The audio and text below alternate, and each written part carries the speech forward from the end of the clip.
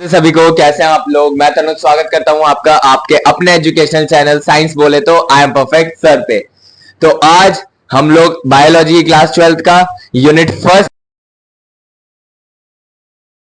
और ये इस यूनिट का लास्ट चैप्टर भी है। हाँ, खुश होने की जरूरत नहीं है क्योंकि सिर्फ इस यूनिट का लास्ट चैप्टर है, बुक का थर्ड चैप्टर है। ठीक है, तो रिप्रोडक्शन यूनिट जैसे कि मैंने आपको दो चैप्टर ऑलरेडी पढ़ा दिए हैं। ठीक है, दो चैप्टर आप डिस्क्रिप्शन में लिंक उसका मैं दे दूंगा, वहां जाके देख सकते हैं अगर आपने नहीं देखे। वो वन शॉट थे, लेकिन जैसे कि आपको पता है मैं अपने सब्सक्राइबर के सारे कमेंट्स पढ़ता हूं और उनसे वन ऑन वन बात भी करता हूं क्योंकि 17 ही सब्सक्राइबर है मेरे छोड़ो। ठीक है, तो जो एक सब्सक्राइबर है हमारे, उन्होंने क्या बोलते हैं, हम मुझसे बोला था कि मुझे पार्ट्स में वीडियो फिर से डालनी चाहिए जैसे मैंने सेल का डाला था। हाँ, जैसे सेल का डाला था खत्म नहीं हुआ था वैसा नहीं करूंगा मैं, आपसे खत्म करूंगा क्योंकि वन शॉट तब डालना चाहिए जब हम क्या बोलते हैं एग्जाम पॉइंट ऑफ व्यू पे जाए, लेकिन अभी हमारे पास बहुत टाइम है। ठीक है, तो हम लोग तो अभी हम लोग पार्ट्स में डालेंगे। तो ये वाला चैप्टर इसलिए मैं आपको बता दूं पार्ट्स में डालूंगा, 2 या 3 में ये खत्म हो जाएगा, 2-3 पार्ट्स में, क्योंकि ये सबसे इजी चैप्टर भी है। और हाँ, सबसे इजी चैप्टर है यार, सबसे छोटा और सबसे इजी चैप्टर है रिप्रोडक्शन यूनिट का। क्वेश्चन भी कम बनेंगे और बनेंगे तो वहां से आप पूरे पूरे मार्क्स ले जाओगे, क्योंकि आपकी तो रग रग में बसा हुआ है ये चैप्टर, है ना। इसमें जो चीजें आएंगी वो भी आपकी रग रग में बसी है। ठीक है, तो जैसे कि आपको पता है जब भी मैं स्टार्ट करता हूं तो उससे पहले मैं ये बताता हूं कि उसमें क्या क्या है, आपका क्या क्या हमें पार्ट्स में पढ़ना है। तो द फर्स्ट इज, अच्छा बनाया ना, ऐसे आप अपनी कॉपीज में भी बना सकते हो। ठीक है, मैं नोट्स भी आपको साथ ही साथ लिखवाता हूं, तो आप सीधे सीधे नोट्स भी लिख सकते हो। मैं भी जब नोट्स बनाता हूं तो पहले मैं नोट्स ही बनाता हूं, जैसे कि आप देख सकते हो, ये देखो मैंने भी ऐसे लिखा है, तो कॉपी में लिखने की कोई दिक्कत नहीं है। ठीक है, कॉपी में आप लिख सकते हो। तो पहला आप जैसा है, पहला आपका आएगा रिप्रोडक्टिव हेल्थ में प्रॉब्लम्स एंड स्ट्रेटेजीज, यानी कि रिप्रोडक्टिव हेल्थ जब लाया गया, कोई भी चीज जब कहीं लाई जाती है तो उसके साथ उसकी प्रॉब्लम्स भी आती है, अपॉर्चुनिटीज। सुना है ना, बड़ी ताकत के साथ बड़ी जिम्मेदारियां भी आती है। कमेंट करना ये किस फिल्म का डायलॉग है। ठीक है, तो problems and strategies reproductive health के बारे में हम पढ़ेंगे। उसके बाद हम पढ़ेंगे population explosion and birth control. अब कोई चीज ठीक हो जाती है, जैसे अगर कोई फैसिलिटी मिलती है तो इंसान की मृत्यु दर कम हो जाती है और उसकी वजह से पॉपुलेशन अनस्टेबल हो जाती है, तो उससे हम कैसे निपटे वो आएगा इसमें। उसके बाद थर्ड है मेडिकल टर्मिनेशन ऑफ प्रेगनेंसी। इतना बड़ा तो ध्यान मत दो, आपने सुना होगा एबॉर्शन, इसमें एबॉर्शन के बारे में बताएंगे कि क्या वो सही है या नहीं, लीगलाइज है या नहीं, ठीक है, करवाना कब चाहिए। उसके बाद लास्ट है आपका, देखो लास्ट में आपकी दो चीजें होती हैं, एसटीआईज और इनफर्टिलिटी, लेकिन मैं दोनों को कंबाइन करके पढ़ाऊंगा। ठीक है, जो कि है एसटीआईज यानी कि sexually transmitted infections and infertility. ठीक है, तो अब हम सीधा चलते हैं अपने चैप्टर की तरफ। तो बिना किसी देरी के खोल लो किताबें, ठीक है, और नोट्स बनाना शुरू कर दो। तो मैंने अभी तक आपको बता दिया है कि रिप्रोडक्टिव हेल्थ में हमें क्या क्या पढ़ना है। सबसे पहले किसी भी चीज को पढ़ने से पहले हमें उसका मतलब पता होना चाहिए। तो रिप्रोडक्टिव हेल्थ से आप क्या समझते हैं? हाँ, सही समझ रहे हो, बिल्कुल सही समझ रहे हो। रिप्रोडक्टिव ऑर्गन्स के हेल्थ को ही रिप्रोडक्टिव हेल्थ कहते हैं। अब ये तो हो गई छोटी मोटी बात, ठीक है, जैसे समझने के लिए हमने एक डेफिनेशन अपने से बना ली, लेकिन आपको पता है कि रिप्रोडक्टिव ऑर्गन कितना ज्यादा काम करते हैं। हमने एचआर यानी कि ह्यूमन रिप्रोडक्शन में देखा था कि कितनी सारी चीजें वो करते हैं, गैमेट्स का बनाना, नए ऑफस्प्रिंग लाना, हार्मोन्स का बनाना। हार्मोन्स तो बहुत ज्यादा जरूरी है, एक लड़के को लड़का और एक लड़की को लड़की रखने के लिए हार्मोन्स तो बहुत ज्यादा जरूरी है ना, वरना कौन क्या बन जाए किसको पता। तो आपको जैसे कि पता है कि कितना ज्यादा काम करते हैं रिप्रोडक्टिव ऑर्गन्स, तो उसके लिए उनका हेल्दी रहना भी बहुत ज्यादा जरूरी है। तो ये तो हमें पता चल गया कि रिप्रोडक्टिव हेल्थ में हम उनके हेल्थ के बारे में बात करेंगे, बट द प्रॉब्लम इज कि इसकी वेल डिफाइंड डेफिनेशन क्या होगी। वेल डिफाइंड डेफिनेशन देख रहे हो, तो वेल डिफाइंड डेफिनेशन कौन देता है इस पूरे अखंड ब्रह्मांड में, इन दिस होल यूनिवर्स, पूरा वर्ल्ड कह लो, इस पूरे वर्ल्ड में जितनी भी हेल्थ से रिलेटेड इंफॉर्मेशन होती है ना, वो एक संस्था देती है, विच इज WHO, यानी कि वर्ल्ड हेल्थ ऑर्गेनाइजेशन। ठीक है, वर्ल्ड हेल्थ ऑर्गेनाइजेशन आपको जितनी भी हेल्थ से रिलेटेड क्वेरीज होती है यही आपकी सॉल्व करती है। आपने देखा होगा कोविड के टाइम पे भी इसी ने आपको कोविड का नाम दिया था। ठीक है, कोविड का नाम इसी ने दिया था। हाँ, तो ज्यादा रोशनी के लिए मैंने ये लगा लिया, लेकिन थोड़ी फ्लिकरिंग होगी, तो मैं कह रहा था कि जो भी आपका हेल्थ से रिलेटेड क्वेरीज होती है तो वो कौन सी ऑर्गेनाइजेशन सॉल्व करती है? WHO, which is World Health Organization. और आपकी जानकारी के लिए एक सामान्य ज्ञान के लिए बता दूं कि ये है कहां पे, वैसे कोई पूछता नहीं है, ठीक है, जिनेवा में, स्विट्जरलैंड में, ठीक है। तो हेल्थ से रिलेटेड मैं बता रहा था आपको, कोविड-19 में भी इसी ने कोविड-19 का नाम रखा था, ठीक है। उसके जितने भी वैक्सीन आई थी उसका भी नाम इसी ने रखा था, तो WHO ही रखती है। तो WHO ने हमें एक वेल डिफाइंड डेफिनेशन दी थी रिप्रोडक्टिव हेल्थ की, विच इज, इसे मिटा दें, देखो साथ साथ लिखते हुए चलना, ठीक है। पार्ट्स में वीडियो है तो मैं चाहता हूं जल्दी जल्दी खत्म करो यार, क्योंकि ये चैप्टर इतना बड़ा है नहीं, इसमें से इतना ज्यादा कुछ पूछा जाता नहीं है, ठीक है। चैप्टर 3 है ना, रिप्रोडक्टिव हेल्थ। रिप्रोडक्टिव, देखो मैं इसे यूनिट फर्स्ट बोलता हूं, लेकिन अगर आप, क्योंकि 11th और 12th की बायो सेम कर दी जाती है, तो अगर आप वैसे पढ़ोगे तो शायद 6th या 5th यूनिट होगी है, ठीक है। तो रिप्रोडक्टिव हेल्थ था, ठीक है। इसकी वेल डिफाइंड डेफिनेशन क्या होगी, देखो किसने दी थी? WHO ने। तो लिखने में हम क्या लिखेंगे? लिखने में हम लिखेंगे अकॉर्डिंग टू, अकॉर्डिंग, ये अकॉर्डिंग होता है, according to WHO, reproductive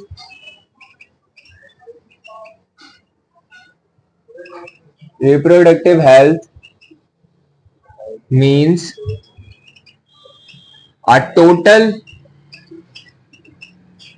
well-being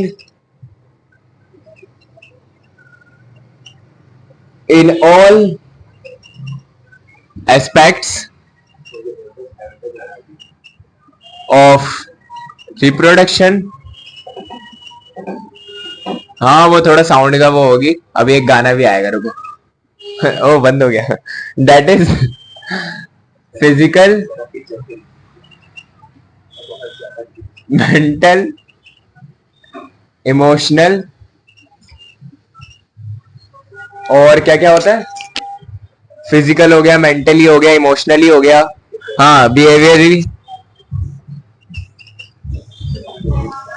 हाँ आ गया ना गाना, मुझे तो सुनाई दे रहा है, सोशल, ठीक है।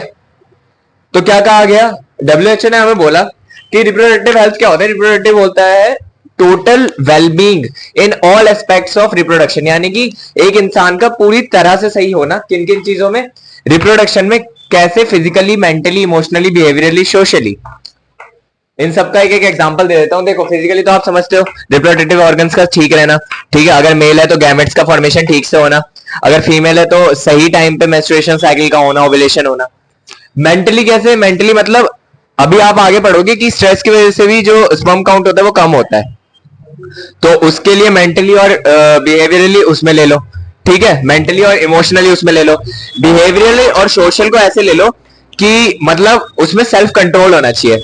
आजकल मेल्स में ज्यादा सेल्फ कंट्रोल बचा नहीं है, तो सेल्फ कंट्रोल होना बहुत ज्यादा जरूरी है अपने थॉट्स के ऊपर, अपने रिप्रोडक्टिव थॉट्स के ऊपर और रिप्रोडक्टिव ऑर्गन के ऊपर। तो उसी के बारे में हम इस चैप्टर में पढ़ने वाले हैं, ठीक है।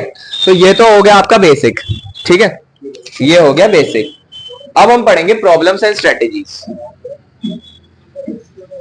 जो आपका पहला टॉपिक था ना, प्रॉब्लम्स एंड स्ट्रेटेजीज, ठीक है। ये लिख लो, फिर मैं प्रॉब्लम्स एंड स्ट्रेटेजीज बताता हूँ आपको।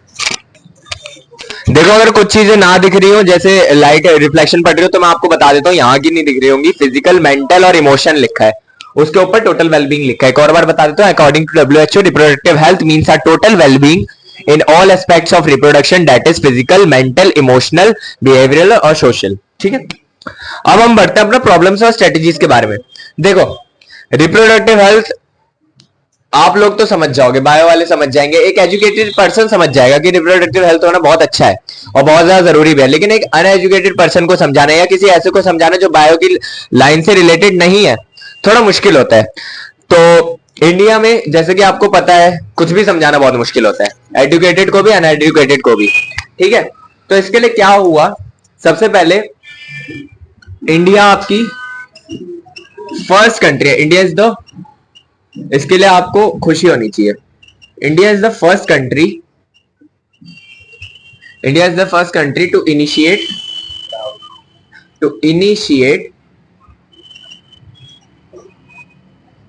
Family planning. और कब किया था? इन 1951। ये सब याद रखने वाली चीजें, ठीक है। इसमें मैं आपको कोई निमोनिक्स नहीं ले सकता, कोई तुक्का नहीं बता सकता कि ऐसे याद रख लेना, ये आपको याद करना पड़ेगा। तो इंडिया आपकी फर्स्ट कंट्री है जिसने फैमिली प्लानिंग इनिशिएट किया था इन 1951, ठीक है। अब फैमिली प्लानिंग में क्या था? फैमिली प्लानिंग में था कि कैसे एक मिडिल क्लास या कोई भी आम आदमी हो तो फैमिली कैसे प्लान करे, जो हम अभी बर्थ कंट्रोल में भी पढ़ेंगे कि 2 बच्चों के बारे में कहा गया था, और भी बहुत सारी चीजें यार धीरे धीरे पढ़ेंगे, ठीक है। फैमिली प्लानिंग एक ऐसे प्रोग्राम में आता है जिसका नाम है आरसीएच। आरसीएच में बहुत सारी प्रोग्राम्स थे, ठीक है। आरसीएच खुद एक प्रोग्राम था, आरसीएच प्रोग्राम, ठीक है। आरसीएच प्रोग्राम क्या था? Reproductive and child health care, ठीक है। Reproductive and child health care programme था जिसके अंदर आपका क्या था? फैमिली प्लानिंग, ठीक है। अब किसी भी चीज को इनिशिएट करने के वक्त हमें उसके बारे में जागरूकता लानी होती है ना। सबसे पहले हमें समझाना होगा कि ये क्यों जरूरी है, क्या इससे हमें फायदे मिलेंगे। तो उसके लिए फिर गवर्नमेंट ऑफ इंडिया ने 1951 में बहुत सारी स्कीम्स चलाई थी, ठीक है। तो ये लिख लो, उसके बाद हम अवेयरनेस के बारे में बात करेंगे।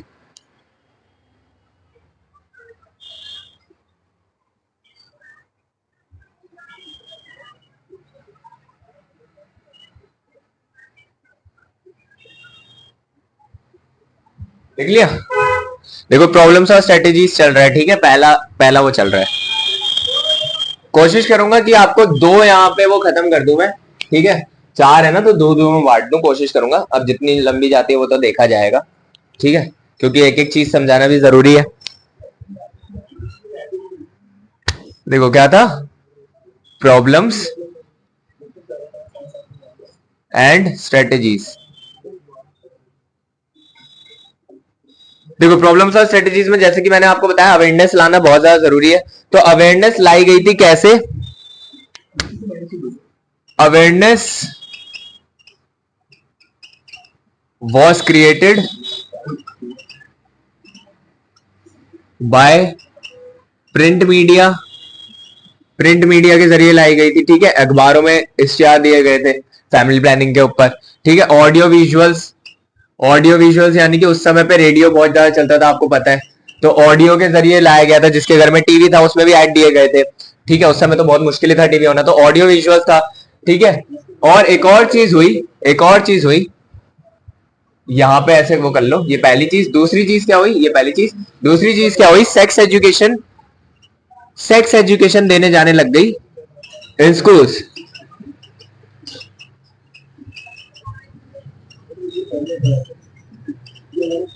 ठीक है। सेक्स एजुकेशन स्कूल्स में दी जाने गई। अब सेक्स एजुकेशन में क्या क्या था? To know about reproductive organs, STIs and many more, ठीक है। सेक्स एजुकेशन में क्या क्या था? रिप्रोडक्टिव ऑर्गन्स के बारे में जानना, वो कैसे वर्क करते हैं, कैसे क्या होता है। STIs के बारे में जानना, ठीक है। एक सेफ और एक और चीज लिख लो, एक सेफ और हेल्दी सेक्सुअल ड्राइव। एक सेफ और हेल्दी सेक्स क्यों जरूरी है, कैसे होता है, ये सब सेक्स एजुकेशन में बताया जाने लग गया, ठीक है। ऐसे तो अवेयरनेस क्रिएट कर दी गई। दूसरा क्या हुआ? बेटर टेक्निक्स लाने लग गए। अब अवेयरनेस तो क्रिएट कर दी गई, अब लोगों को तो समझ में आने लग गया कि हाँ जरूरी है, लेकिन इसके बारे में अब वो करें क्या? टेक्निक्स अगर होंगी, कुछ सहूलियतें होंगी, तभी तो वो कुछ करेंगे। तो प्रॉपर और बेटर टेक्निक्स लाने लग गई, ठीक है। दूसरा क्या हुआ? Proper and better techniques were implemented. देखो जैसे जैसे मैं लिख रहा हूं वैसे वैसे आप लिख सकते हो, इम्प्लीमेंटेड, कोई दिक्कत वाली बात नहीं है, शुद्ध और सरल इंग्लिश है, ठीक है। Proper and better techniques were implemented. और एक और चीज यहाँ पे, एक और बहुत ज्यादा जरूरी चीज हुई थी, स्टैटूटेटरी स्टैटूटेटरी होता है, स्टैटूटेटरी, एक बार स्पेलिंग देख लेना, ठीक है। Statutory ban on amnio, amino synthesis होता है, एमनियो सिंथेसिस होता है, एमनियो सिंथेसिस, ठीक है, एमनियो सिंथेसिस। अब ब्लैक से लिखते हैं जरा, ये हल्का हो गया है, ठीक है। देखो प्रॉपर और बेटर टेक्निक्स लाई गई, ठीक है, और स्टैटरी बैन हुआ amino synthesis for sex determination. अब एमिनो सिंथेसिस क्या होता है?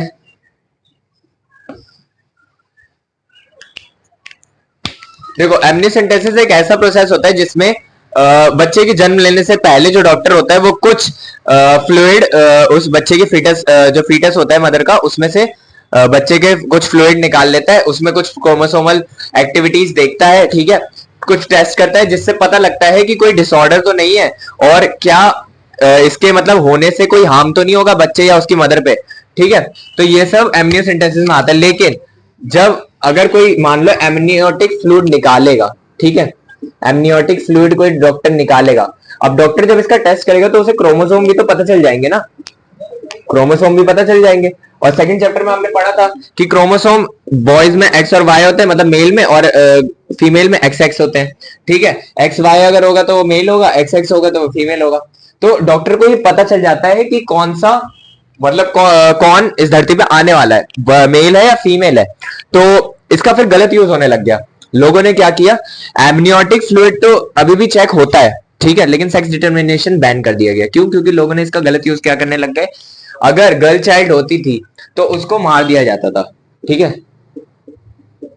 गर्ल चाइल्ड होती थी तो उसको मार दिया जाता था, ठीक है, और बॉय चाइल्ड को रखा जाता था। हाँ, अब लोगों में दिमाग आ गया because of RCH, reproductive and child health care programmes, उसकी वजह से लोगों में ये बात आई कि लड़का लड़की दोनों ही सही है, दोनों ही अपनी अपनी जगह पे सही है, ठीक है, दोनों की जरूरत है, लड़कों की तो जरूरत ही नहीं है।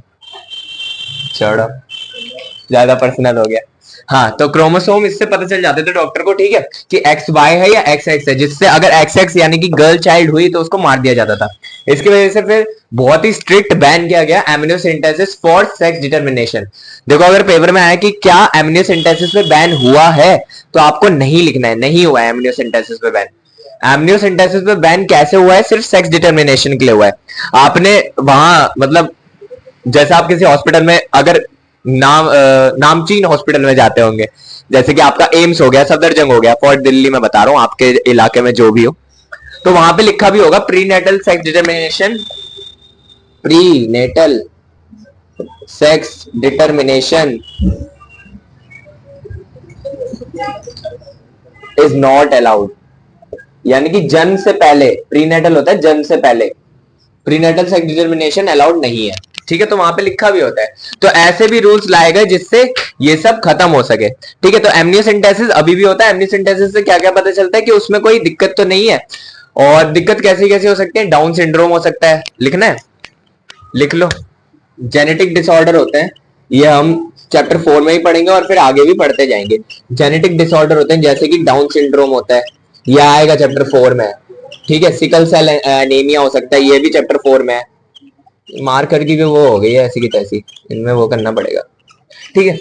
डाउन सिंड्रोम हो सकता है, सिकल सेल एनीमिया हो सकता है। तो अभी भी एमनियोसेंटेसिस होता है लेकिन सेक्स डिटर्मिनेशन के लिए नहीं होता है, ठीक है। तो इतना लिख लो, फिर आगे बढ़ते हैं।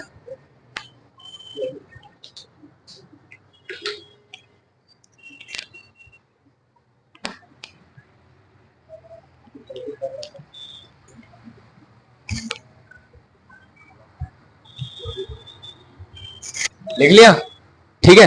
तो प्रॉब्लम्स आपको पता चल गई थी, प्रॉब्लम्स क्या क्या थी, स्ट्रेटेजीज हमने बना ली। स्ट्रेटेजीज में देखो दो तीन चीजें और है जो हम आगे जिनके बारे में और ज्यादा डिटेल में पढ़ेंगे, लेकिन अभी थोड़ी थोड़ी चीजें जान लेते हैं। जैसे कि लिखा गया है बुक में, ठीक है, मैंने नोट्स में भी लिखा है, जब मैंने लिखा है तो आप क्यों नहीं लिखोगे, आप भी लिखो, ठीक है। तो बुक निकाल लो, कॉपी निकाल लो, पेन निकाल लो। हाँ मुझे पता है अभी तक किसी ने कॉपी पेन खोला नहीं है, निकाल लो, ठीक है, ये कोई हिस्ट्री की क्लास नहीं है जो आप सुनते रहोगे और आपको दिमाग में फोटो बनती रहेगी कि हाँ अकबर ने बाबर को मारा। अकबर ने बाबर को क्यों मारा, छोड़ो, किसी ने भी किसी को मारा, लेकिन आपको पता तो चलेगा ना। ये बायोलॉजी की क्लास है यार, जितना आप लिखोगे साइंस में, देखो लिखने की आदत डाल लो, लिखना हर जगह है, आर्ट्स में भी बहुत लिखना पड़ता है, ठीक है। आर्ट्स की मैं बेइज्जती नहीं कर रहा हूँ, कोई बुरा ना माने अगर आर्ट्स का कोई देख रहा है इसे, ठीक है। तो आर्ट्स की मैं बेइज्जती नहीं कर रहा, लेकिन लिखना आपको हर जगह पड़ेगा, और साइंस में शायद ज्यादा लिखना पड़े, because you are a future doctor यार, तो लिखने की आदत डाल लो, ठीक है। तो छोटी मोटी बातें और हैं, जैसे कि हम जिनके बारे में आगे पढ़ेंगे, कि ओरल पिल एक नई लाई गई जिसे हम सहेली नाम देते हैं, ठीक है। सहेली एक न्यू ओरल कॉन्ट्रासेप्टिव पिल है, ठीक है, फॉर फीमेल्स, ठीक है। इसके बारे में अभी ज्यादा बात नहीं करेंगे, ठीक है। अगर करनी भी है तो मैं बता देता हूं, ये CDRI ने बनाई थी, CDRI यानी कि central drug research institute.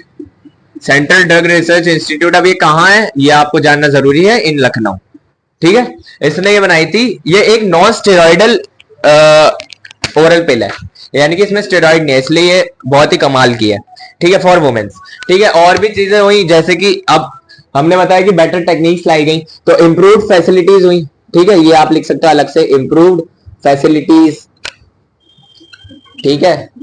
Better pre and post delivery health care, ठीक है। क्या हुआ, बेटर फैसिलिटी, इंप्रूव फैसिलिटीज हुई, ठीक है। बेटर प्री और पोस्ट डिलीवरी हेल्थ केयर, मैंने आपको बताया था, प्री और पोस्ट का मतलब, प्री का मतलब पहले, पोस्ट का मतलब बाद में, और ड्यूरिंग भी लिख सकते हो आप यहाँ पे। तो एक मदर को अच्छी केयर दिया जाने लगा, मतलब डिलीवरी से पहले भी और डिलीवरी के बाद भी, ठीक है। तो ये सब स्ट्रेटेजीज और प्रॉब्लम्स हमारे सामने आई थी, जिनके हमने स्ट्रेटेजीज बनाई और जिनको ठीक किया। अब अगर इतनी ज्यादा मतलब सबको ठीक होने लग गया, तो इससे पॉपुलेशन तो बहुत ज्यादा बढ़ चुकी होगी, और ऐसा हुआ भी। अगर मैं आपको बता दूं कि अगर 2011 से हम देखें तो अभी तक कोई जनगणना नहीं हुई है, और अगर हो गई तो भाई साहब चाइना से हम सरपास हो चुके होंगे, हम फर्स्ट नंबर पर आ जाएंगे पॉपुलेशन में।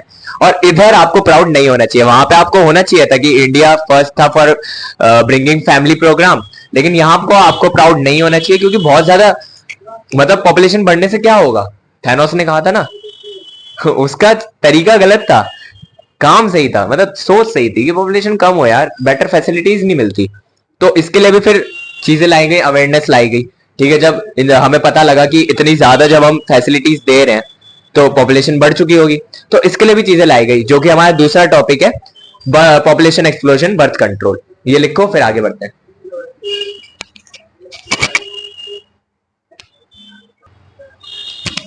ठीक है, दूसरा टॉपिक क्या है हमारे पास, population stabilisation and birth control. आप आज सोच रहे होंगे मैं ये हाथ में ले लेके क्यों बोल रहा हूँ, क्योंकि क्या है ना कि शोर बहुत ज्यादा आता है, तो मैंने इसे अपने मुंह के पास रख रखा है, ताकि ज्यादा से ज्यादा मैं ऑडिबल हो सकूं और आप शोर पे ज्यादा ध्यान ना दो। देखो, पढ़ाई में बहुत सारी बाधाएं आती हैं, अगर आप पढ़ना चाहते हो तो आपको कोई बाधा रोक नहीं सकती। मोटिवेशन दे लिया, अब आगे बढ़ते हैं, ठीक है। तो population stabilisation and birth control, population जब बढ़ने लगी, अगर हम इसके कुछ आंकड़ों पे ध्यान देना, तो कुछ आंकड़े हमारी बुक में दिए गए हैं, जो कि हमारा पढ़ना बहुत ज्यादा जरूरी है। वर्ल्ड पॉपुलेशन, ठीक है, एक वर्ल्ड की पॉपुलेशन पे दिए गए हैं और एक इंडियन पॉपुलेशन, मतलब इंडिया की पॉपुलेशन पे दिए गए हैं। अब ध्यान देना इधर जरा, ठीक है, अगर आप समझ सकते हो तो आप हैरान हो जाओगे। देखो 1900 में वर्ल्ड की पॉपुलेशन अप्रोक्स कितनी थी, 220 बिलियन या 200 बिलियन, 2 बिलियन, हाँ 2 बिलियन, ठीक है। वर्ल्ड की पॉपुलेशन थी 2 billion, which is approx 200 million, 200 या 2000 मिलियन, है ना, 2000 मिलियन, ठीक है, जो कि बढ़ के कितनी हो गई 100 सालों में, 2000 में कितनी हो गई 6 बिलियन। सिर्फ 100 सालों में 3 गुना बढ़ गई वर्ल्ड की पॉपुलेशन, ठीक है। चलो ये तो वर्ल्ड के उसमें हो गया, 196 कंट्रीज हैं यार, बहुत सारी नई कंट्रीज भी आई, बेटर फैसिलिटीज मिली। इंडिया पॉपुलेशन पे ध्यान देते हैं, ठीक है। अगर हम ध्यान दें तो 1947 का यहाँ पे दिया गया, 1947 में अप्रोक्स 35 मिलियन कुछ थी पॉपुलेशन, ठीक है, 35 मिलियन थी, ठीक है, 35 मिलियन थी, 35 मिलियन थी। अब वो बढ़ के कितनी हो गई इन ओनली कितने 2000 में, 2000 में पता कितनी हो गई, 1 बिलियन। मतलब ये समझो जब 6 बिलियन लोग पूरे वर्ल्ड में थे तो अकेले 1 बिलियन लोग इंडिया में थे, 5 बिलियन बाकी देशों में, 1 बिलियन सिर्फ इंडिया में। और चलो ये तो 100 साल में बढ़े हैं, यहां कितने कम सालों में बढ़ गए, आप लोग खुद वो लगा 53 ईयर्स, सिर्फ 53 सालों में आपकी इतनी ज्यादा संख्या बढ़ जाती है। और अगर 2011 की हम बात करें जब लास्ट जनगणना हुई थी, 2011 की अगर हम बात करें तो ये कितनी हो गई थी, ये 1.2 बिलियन हो गई थी, विच इज गुड इनफ। तब थोड़ा मुझे सांस में सांस आई कि 11 सालों में 1.2 बिलियन, लेकिन ये भी ज्यादा है, ठीक है। सिर्फ 53 सालों में अगर आप ये वाला ध्यान ना दो, इसमें 35 मिलियन से 1 बिलियन हो गई, तो it is a big thought of worry कि बहुत ज्यादा हमें जरूरत थी फॉर बर्थ कंट्रोल मेथड्स। अब कभी कभी आपसे रीजंस पूछ लेते हैं कि रीजंस क्या थे इसके बढ़ने के, क्यों बढ़ी पॉपुलेशन, रीजंस क्या थे, मैंने अभी आपको बताया। देखो बेटर फैसिलिटीज मिलने लग गई थी, बेटर फैसिलिटीज मिलने लग गई थी, ठीक है, इंप्रूव्ड लिख लो यहां पे, इंप्रूव्ड एंड बेटर फैसिलिटीज, ठीक है। एक और चीज हुआ था जो आपका IMR होता है ना, IMR एंड MMR। अब ये IMR और MMR का है, देखो IMR होता है आपका इन्फेंट मोर्टेलिटी रेट, ठीक है, और MMR आपका होता है मैटरनल मोर्टेलिटी रेट। देखो कुछ चीजें ना दिख रही हो तो मैं आपको फिर बता दूं, मैंने यहाँ पे सेंसस लिख रखे हैं 1947 में 35 मिलियन। एक बार देख लेता हूं क्या नहीं दिख रहा है, क्या नहीं दिख रहा है, हाँ वही नहीं दिख रहा। देखो इंडियन पॉपुलेशन के नीचे मैंने आपके सेंसस दे रखे हैं, ठीक है। 1947 में 35 मिलियन थी, 2000 में 1 बिलियन और 2011 में 1.2 बिलियन, ठीक है। तो ये सब क्यों हुआ, रीजंस क्या थे इसके, अरे यार, ठीक है, रीजंस क्या थे, रीजंस थे improved and better facilities for health care. आपने देखा अभी कितनी ज्यादा बेटर फैसिलिटीज लाने लग गई थी इंडियन गवर्नमेंट, ठीक है, फैमिली प्लानिंग प्रोग्राम आ गए थे। उसके बाद जो IMR और MMR था, IMR क्या होता है इन्फेंट मोर्टेलिटी रेट, और MMR क्या होता है मैटरनल मोर्टेलिटी रेट, यानी कि नवजात के मरने का दर, और जो माँ मतलब जो माँ होते थे उनके मरने का दर वो कम होने लगा। अबे ये बिल्कुल ही लिखना बंद हो गया, अब इसमें इंक भरता हूं, ठीक है। तो IMR और MMR कम होने लग गया, इससे क्या हुआ, जानें बचने लग गई तो पॉपुलेशन और बढ़ने लग गई, है ना। आप लिख सकते हो डिक्रीज इन IMR और MMR या फिर डिक्लाइन इन IMR और MMR, ठीक है।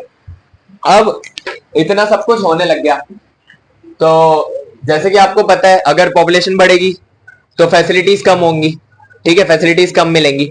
अब मान लो एक परिवार में जहां 2 बच्चे थे अब 10 बच्चे हो गए, क्रिकेट टीम बन गई, 11 बच्चे हो गए।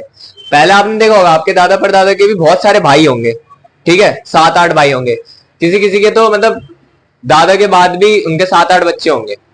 तो बहुत ज्यादा पॉपुलेशन बढ़ गई थी, क्योंकि क्या था, आपने देखा एजुकेशन सिस्टम उस समय, मतलब इसके बारे में एजुकेशन थोड़ी कम थी और बेटर फैसिलिटीज मिलने लग गई थी, तो पॉपुलेशन इतनी बढ़ गई। तो फिर इंडियन गवर्नमेंट को फिर ध्यान आया कि कुछ करना चाहिए, तो उसने क्या किया, अवेयरनेस लेकर आई फिर से, ठीक है। RCH प्रोग्राम जो था आपका उसमें और अवेयरनेस लेके आई। मैंने आपको बताया था ना RCH प्रोग्राम में बहुत सारी चीजें थी, तो RCH प्रोग्राम में पहली चीज क्या थी, फैमिली प्लानिंग, और इस बार क्या था, बर्थ कंट्रोल। तो बर्थ कंट्रोल में वो बहुत सारी अवेयरनेस लेके आए, और वो क्या लेकर आई वो मैं अभी बताता हूँ इंक भरने के बाद। आज क्या बोलते हैं, बहुत ज्यादा अजीब सी वीडियो बन गई है, कोई नहीं, पढ़ा तो मैं अच्छा रहा हूं, दिख भी मैं अच्छा रहा हूं, ठीक है। तो मैंने लिखा है, ऊपर लिखा हुआ है population stabilisation and birth control. हमने देख लिया कि कितनी ज्यादा मतलब कितनी ज्यादा मुश्किल बढ़ गई थी, ठीक है। तो उसके लिए फिर अवेयरनेस लाई गई, ठीक है, अवेयरनेस अवेयरनेस कैसे कैसे लाए, ठीक है, एजुकेशन से ही, सही बोला आपने, लेकिन और भी चीजें कही गई। देखो पोस्टर्स बने गए, ठीक है, पोस्टर्स बने, ठीक है, पोस्टर्स बने, ठीक है, ऑडियोज निकली, ठीक है, वीडियोस बनी, और कुछ स्लोगन्स निकले, कुछ स्लोगन्स निकले। स्लोगन्स कैसे, स्लोगन्स थे, स्लोगन्स थे,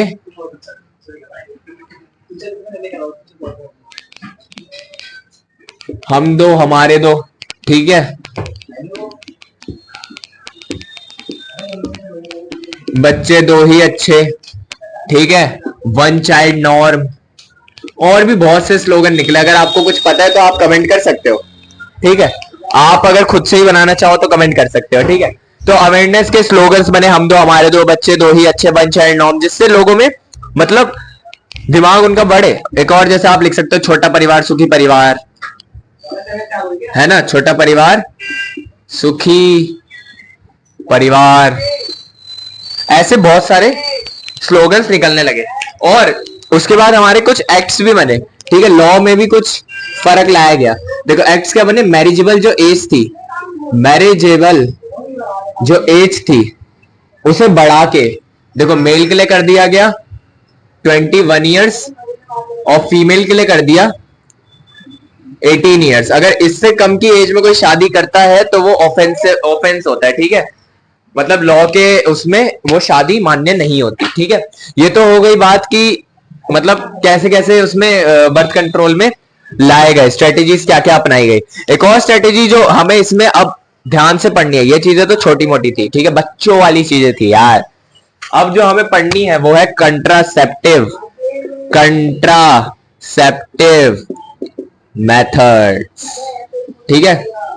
हाँ अब बच्चों को मजा आएगा, है, अब तो खुश हो गए होंगे कि यही तो पढ़ना था, यही तो पढ़ना था, है कंट्रासेप्टिव मेथड्स, कंट्रासेप्टिव मेथड्स से तो पढ़ने थे।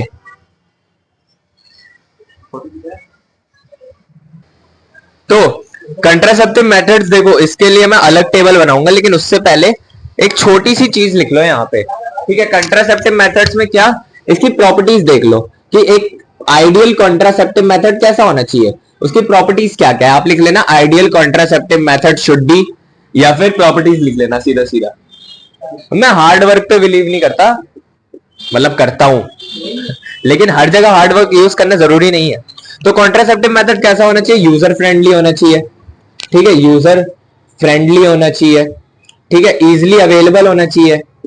ये नहीं कि क्या बोलते हैं कहीं मिल रहा है कहीं नहीं मिल रहा, गांव में मिल रहा है शहर में नहीं मिल रहा, वैसे ऐसा होता है क्या ठीक है, इजिली अवेलेबल होना चाहिए, कॉस्ट इफेक्टिव होना चाहिए, सस्ता, मतलब हर जन जन की उसमें आ जाए ऐसा होना चाहिए कॉन्ट्रासेप्टिव मेथड, ठीक है।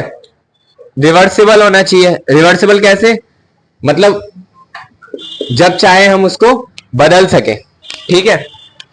और एक और चीज जो लास्ट है, लेस और नो साइड इफेक्ट्स, इसके या तो बहुत ही कम नेग्लिजिबल साइड इफेक्ट्स होने चाहिए या तो फिर लेस होने चाहिए ये 5 हैं, एक और लिख लो, should not interfere in sexual drive, यानी कि इंटरकोर्स के वक्त, सेक्स करते वक्त ये किसी भी परेशानी में, मतलब परेशानी नहीं होनी चाहिए, ठीक है। तो ये सारी कुछ प्रॉपर्टीज हैं एक आइडियल कॉन्ट्रासेप्टिव मेथड के, कॉन्ट्रासेप्टिव के, ठीक है, ये लिख लो। फिर कॉन्ट्रासेप्टिव मेथड के वो मैं आपको टाइप्स बता देता हूं आज, और अगली वीडियो में हम बात करेंगे कॉन्ट्रासेप्टिव मेथड्स की, ठीक है, ये लिख लो। फिर छोटा सा और है, तो अब हम बात करेंगे कंट्रासेप्टिव मेथड्स के बारे में। देखो कंट्रासेप्टिव मेथड्स बहुत तरह के होते हैं, ठीक है, इसमें कॉन्डम वॉन्डम मतलब जो भी आप पढ़ना चाहते हो सब आता है, ठीक है। कंट्रासेप्टिव मेथड्स लिख लेते हैं, ठीक है, कंट्रासेप्टिव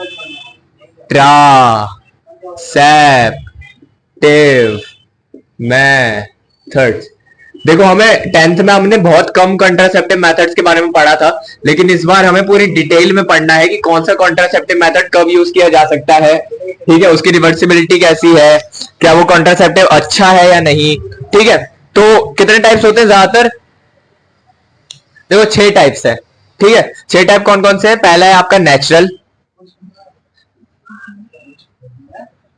ठीक है, ये आपका नेचुरल है, नेचुरल मेथड। नेचुरल मेथड में हम मतलब अगली वीडियो में मैं आपको इसमें बताऊंगा पीरियोडिक एब्सिस्टेंस, लैक्टेशन, एमनोरिया, विड्रॉल और कोइटस। मतलब अभी तो आपको नाम मतलब अजीब लग रहे होंगे, लेकिन उसमें आपको आराम से समझ में आएगा। दूसरा है बैरियर मेथड। बैरियर मेथड जिसमें हम फिजिकली कोई बैरियर ले आते हैं बीच में, इसमें आप पढ़ोगे कॉन्डम और वो सब, ठीक है, बैरियर मेथड। उसके बाद है आईयूडीज, इंट्रा यूटेराइन डिवाइसेस, लिख सकते हो आप यहाँ पे इंट्रा यूटेराइन, और इनके एक एक एग्जांपल भी आप अभी नीचे लिख सकते हो, ठीक है, एक एक एग्जांपल लिख लेना, बुक में से लिख लेना, नहीं मिले तो मुझे बता देना।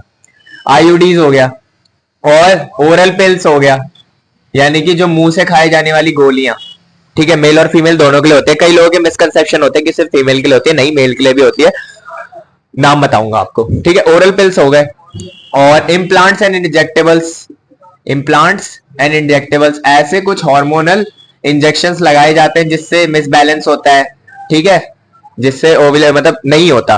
और लास्ट आपका आएगा, क्या आएगा, सर्जिकल मेथड, यानी कि सर्जरी कर दी जाएगी। देखो सर्जिकल मेथड आपका कॉन्ट्रासेप्टिव मेथड सबसे खतरनाक वाला है, क्योंकि इसके बाद ये रिवर्सिबल नहीं होता, ठीक है, एक बार सर्जरी हो गई मतलब रिवर्सिबल होता है, लेकिन बहुत ज्यादा प्रॉब्लम होती है, ठीक है।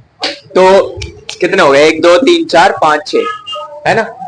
इम्प्लांट्स एंड इंजेक्टेबल यहीं पे लिख लेना, ठीक है, इम्प्लांट्स एंड इंजेक्टेबल्स, ठीक है। तो ये 6 हमें पढ़ने हैं, और इसके बारे में हम नेक्स्ट वीडियो में बात करेंगे, ठीक है। इसके बाद एमटीपी और जो भी बचेगा। तो अभी तक जो भी हमने पढ़ा उसका एक बेसिक ओवरव्यू ले लेते हैं। अभी तक हमने पढ़ा रिप्रोडक्टिव हेल्थ क्या होती है, उसकी हमने वेल डिफाइंड डेफिनेशन पढ़ी, तो हमें डब्ल्यूएचओ ने दी थी, यानी कि total wellbeing of in all aspects of reproduction, that is physical, mental, behavioural, social, emotional, जो भी था, ठीक है। उसके बाद हमने पढ़ा कि रिप्रोडक्टिव हेल्थ को पाने के लिए हमने क्या क्या प्रोग्राम्स लाए। फैमिली प्लानिंग प्रोग्राम 1951 में हम लेकर आए थे, अवेयरनेस हमने फैलाई थी, सेक्स एजुकेशन स्कूल में शुरू की थी। उसके बाद उसकी वजह से जो बेटर टेक्निक्स हुई, उसकी वजह से बर्थ कंट्रोल नहीं कर पाए हम, ठीक है, मतलब पॉपुलेशन एक्सप्लोजन हो गया, आंकड़े हमने पढ़े, ठीक है, कैसे 35 मिलियन से सिर्फ 53 सालों में 1 बिलियन हो गया इंडिया में। उसके बाद हमने पढ़ा कि उसको कम करने के लिए हमने क्या क्या करा, ठीक है, उसको कम करने के लिए हमने क्या क्या पढ़ा, मतलब क्या क्या करा, ठीक है। अवेयरनेस लाए, स्लोगन्स लाए, हम दो हमारे दो, बच्चे दो ही अच्छे, और भी स्लोगन्स अगर आप जानते हैं तो आप डाल सकते हैं कमेंट्स में। उसके बाद उसी में आता है आपका कंट्रासेप्शन मेथड, मतलब सेकंड जो आपका बर्थ कंट्रोल है उसी में आपका कंट्रासेप्टिव मेथड। देखो 2 चीज होती है, एक कंसेप्शन और एक कंट्रासेप्शन, ये चीज लिख लो कहीं पे भी। देखो एक आपका आएगा कंट्रासेप्शन और एक आएगा आपका कंसेप्शन। इन दोनों में फर्क क्या होता है, देखो कंट्रासेप्शन होता है टू अवॉइड प्रेगनेंसी, ठीक है, प्रेगनेंसी ना होना, प्रेगनेंसी गर्भ निरोध कंट्रासेप्शन होता है। कंसेप्शन क्या होता है, प्रेगनेंसी होना, प्रेग्नेंट होना, ठीक है। कंसेप्शन और कंट्रासेप्शन, इसमें आपको कंफ्यूज नहीं होना है, मार्क्स कट जाएंगे, ठीक है। तो ये 6 चीजें हैं। अब बाकी का हम जो सेकंड लेक्चर में हम कंट्रासेप्शन मेथड पढ़ेंगे, और बाकी का वीडियो अच्छी लगी हो तो लाइक कर देना, ऐसी वीडियोस में लाता रहूंगा। और प्ले मैंने आपको बता दिया, अगर आपको दोनों चैप्टर देखने हैं तो आप डिस्क्रिप्शन में जाके देख सकते हैं। बाकी कोई भी दिक्कत हो तो आप कमेंट कर सकते हैं, और अगर कोई भी गलती लगी हो जो मैंने अभी तक पढ़ाया तो वो भी आप कमेंट कर सकते हैं। सो सी यू सून, राधे राधे।